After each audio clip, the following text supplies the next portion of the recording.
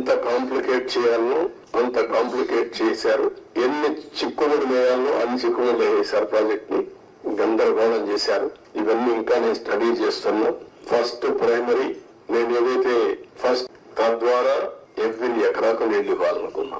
అందుకే మీరు చూస్తే 14-19లో ఆవరేజ్ ఎవ్రీ ఇయర్ 13,683 కోట్లు ఖర్చు పెట్టాం.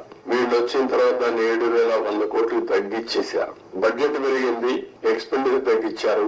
ఆ డబ్బులు కూడా కాంట్రాక్టర్లకు అడ్వాన్స్ ఇచ్చుకున్నారు తప్ప ఎక్కడ ఏ పని కాలేదు. అంత మునుపు కూడా రాజశేఖర్ ముఖ్యమంత్రిగా ఉంటే 4,200 కోట్లే ఖర్చు పెట్టాడు. తర్వాత 3,430 కోట్లు ఖర్చు పెట్టారు. ఫస్ట్ టైం చరిత్రలో 13,683 కోట్ల రూపాయలు ఎవ్రీ ఇయర్ ఖర్చు పెట్టి సాగునీరు కోసం ఎక్కువ ప్రాధాన్యత ఇచ్చాం. పోలవరాన్ని కూడా ముందుకు తీసుకెళ్లాం.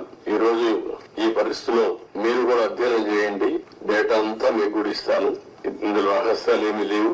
అలాంటివన్నీ స్టడీ చేసి మనం ఏం చేయాలో చేయడం, దీన్ని కంప్లీట్ చేసుకోవాలి.